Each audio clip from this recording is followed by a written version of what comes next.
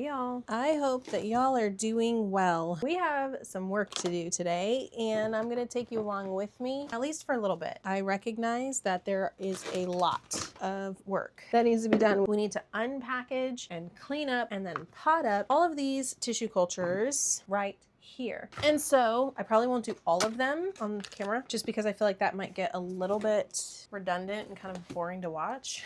So we'll do a few together and hope for the best. Before we begin, I just want to say I do not know what I'm doing. I literally am just winging it. So if you have come to this video for some sort of professional guidance because you have tissue cultures and you are looking for a surefire, confident way to deflask them and get them to grow, turn this video off now because this is not the video for you. If you're just curious about what I'm doing and want to watch the progress, and this is just strictly for entertainment, this is the video for you. And you should keep watching because it's guaranteed to be a good time. I got this nifty little label maker. Oh, I need my phone to do that, but I'm recording on my phone. I'm gonna use my work phone. We're gonna mix fluval stratum with perlite, and maybe I should clean this container, but I'm not gonna. And I'm just gonna do 50-50 parts. So I'm gonna take this little panty cup. I'm just gonna fill it like this, I guess. 1, 2, 3. I'm gonna do 5 because we have a lot. 4, 5. So we did 5 scoops of perlite. So we're gonna do 5 scoops of fluval stratum. 1, 2, 3, 4, 5. I'm just gonna mix this up. It looks like cookies and cream. That's what I'm calling this from now on, for sure. Nice. So now this is the substrate that we're gonna be using for our little tissue culture babies. What we're gonna do is take 2 bowls. I don't have distilled water, y'all, so I'm using bottled water. I think it'll be fine. Before we start getting our hands super, super, super dirty, I think I'm gonna label some of these containers.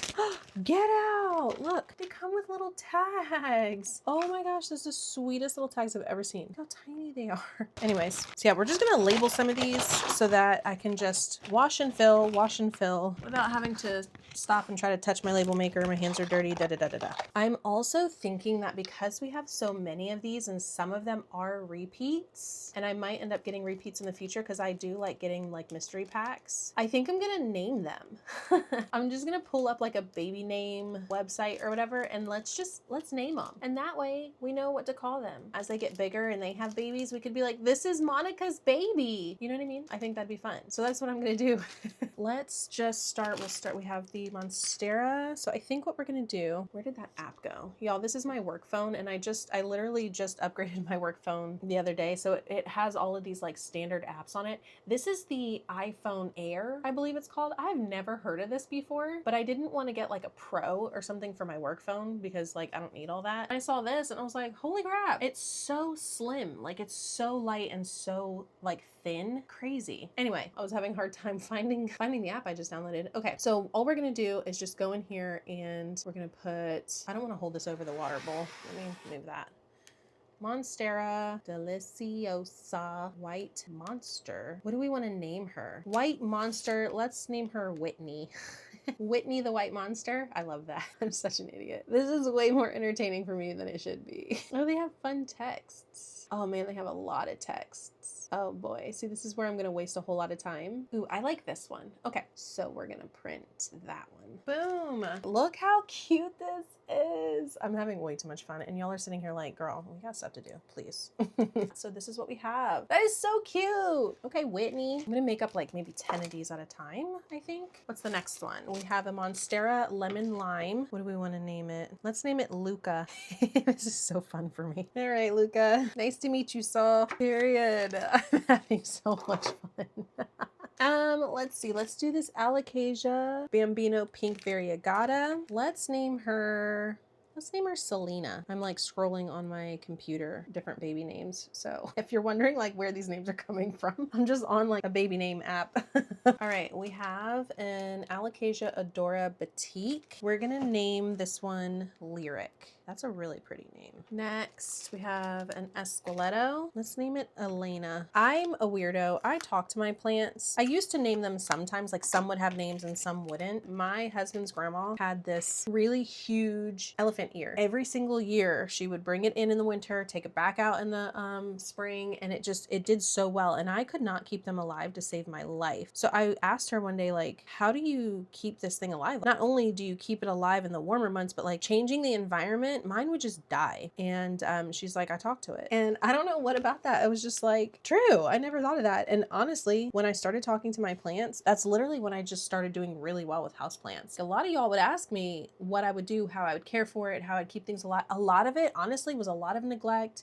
I didn't know what I was doing, but somehow my plants were just thriving. I really genuinely think it's because I talked to them, because I didn't do anything special. And a lot of times I would neglect them. So I'm convinced, y'all can call me kooky, but I am convinced that treating them like they're living beings, I think it helps. Anyways, so this alocasia pink dragon, we're gonna name it, we'll name it Allie. We have our venom, we have a mutated gloriosum. Ooh, yeah, we gotta do something with this. This looks horrible.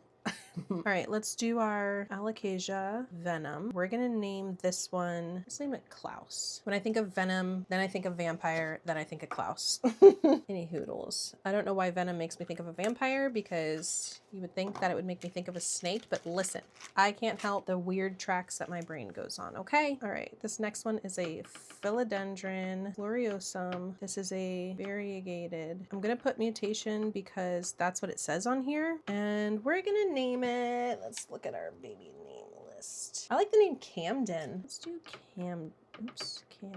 How many is that? 1, 2, 3, 4, 5, 6, 7, 8. We'll do 10. So we'll do 2 more. We'll do Alocasia scalprum. Y'all know I was obsessed with the scalprum. Just the regular green scalprum is like, oh, so good. This is an aura variegated one. What do we want to name this one? Let's name it, we're gonna name it Ezra. Fun fact, my youngest daughter, before we knew if it was a boy or a girl, if it was a boy, I wanted to name him Ezra. And my husband was like, no.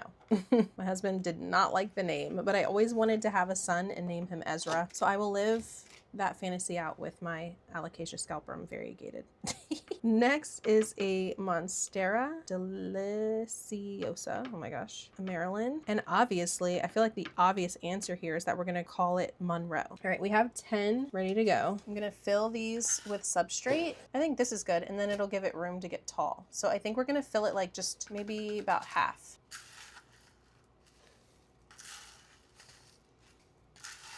So now we can focus on cleaning them without having to worry about touching a bunch of stuff, hopefully. First one we're gonna grab is the Monstera deliciosa white monster.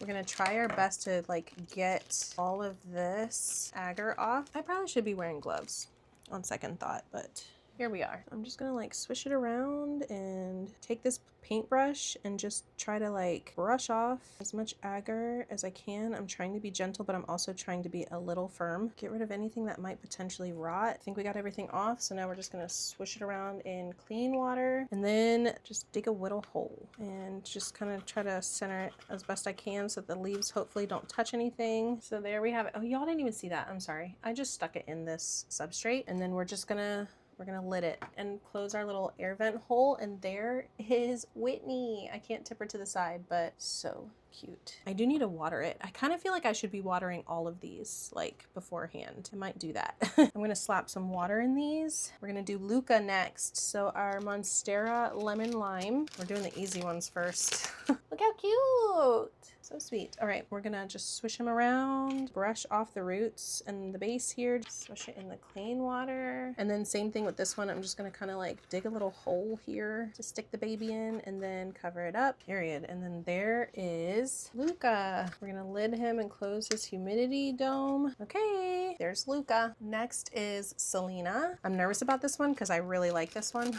So I'm hoping I don't mess her up. As long as I am gentle. Okay. We're gonna slosh her around in here. She is so pretty. Holy crud. Look at those leaves. Oh my gracious. She is beautiful. Oh, I'm gonna slide her back and diagonal so that leaf doesn't touch anything and then rot. Okay. Whew. Humidity dome. Here we go. Here's Selena. Next we have Lyric, which is the Batik. I'm gonna use my hands to kind of clean it off. Rinse her off here. I'm gonna take that leaf off. This one is kind of curled up too, so I'm gonna kind of put it at an angle here so that the leaves don't touch any of the sides, hopefully. Okay, Lyric is done. Let's give her a lid. All right, so now on to Marilyn. This one is very scary.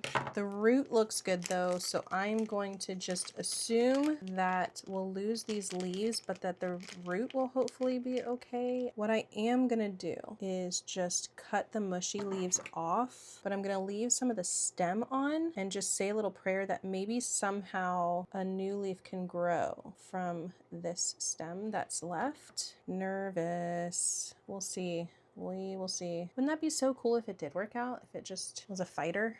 We're gonna give it a chance, you guys, because you really never know, truly. Monsteras are pretty determined plants. They've done some pretty gnarly things for me, so we'll give little Marilyn a chance. We'll see what happens. We're rooting for you. All right, I think that's all we're gonna do on camera. I'm just gonna do the exact same thing for the rest of these guys, and then we'll come back in like a week and just check on them, see what they're doing and how things are going. These are our little plant babies. I'm gonna go stick them in the cabinet. I'm so excited. Okay, we're at the cabinet. I was in like flow state, so I just finished potting everything up. But here are all of the tissue cultures. They're all potted. There's 27 of them total, and all of them are in a container with a dome. Even the ones that didn't look so great. I'm trying to find one of them. You can see some of them are just kind of stubs. We'll see what they do. I'm gonna give them the opportunity to survive, so we'll see what happens.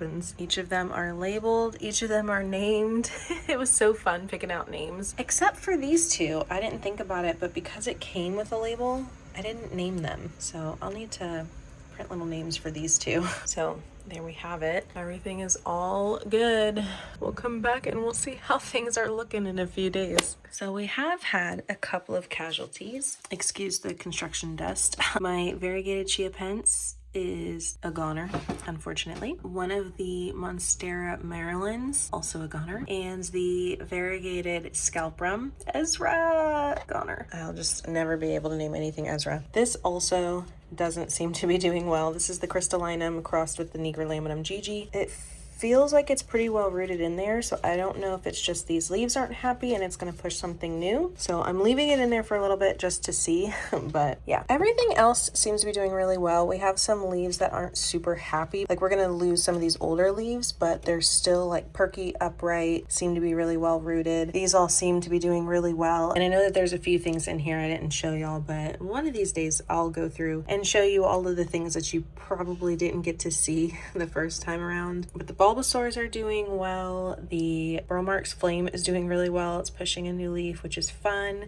None of these were tissue culture, obviously. These were little plantlet babies that I just potted back up. Just saw this one has a cute little leaf coming. This is the Batik. So for the most part, everything has done really well. Here are the tissue culture babies. And again, I know you haven't seen all of these. There's quite a bit of them. But yeah, everything else so far has been doing really, really well. We are 1 week in and already getting new leaves on a lot of them.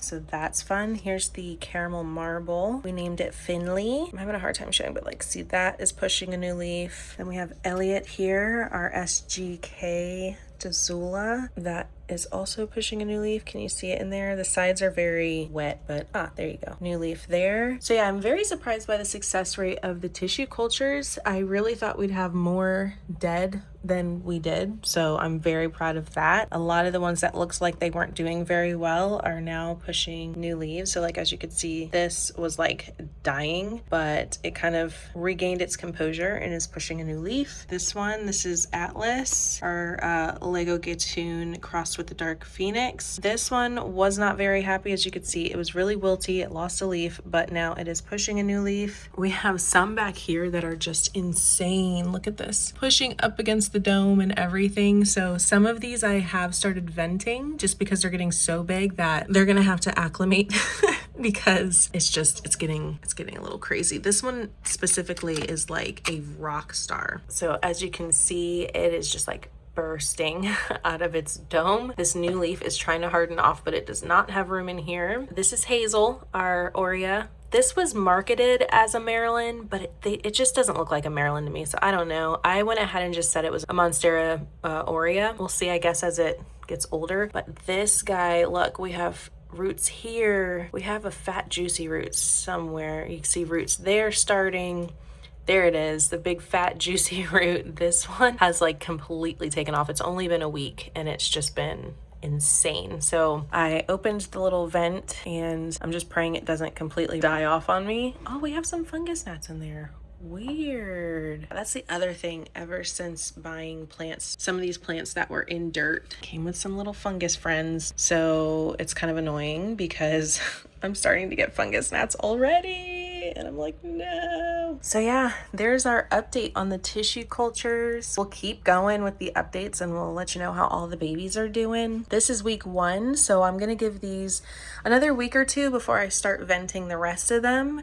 And then these probably won't be able to be potted up. From what I'm seeing, you wanna give them like upwards of 6 to 8 weeks before you even try to like pot them up. So 2 weeks of 100% humidity, and then ones that are doing extraordinarily well, like that one, I'll start venting, start letting it kind of acclimate to a little less humidity slowly over time, and then going from dome to no dome, but staying in this substrate. I think I'm just gonna honestly keep them in this substrate until they outgrow the pot. And then once they outgrow the pot, I might change the substrate then. That's kind of what I'm planning on doing, but we'll see. And as they get acclimated, I'll introduce all the ones you didn't get to see and show you how they're doing. But here's an overview. I am definitely excited about the tissue culture success. I am kind of addicted to tissue cultures now. I may or may not have more coming. So yeah, we're gonna have a lot of babies to care for, but I'm excited about it. And I will just keep making room for them. I'm happy. Hopefully this gives you a little bit of courage to try out tissue culture, and if not, we'll just raise these together and hopefully you have fun watching these grow. But I appreciate you hanging out with me, and I hope you guys are taking really good care of yourselves, and I'll see you in the next one. Bye, plant fam.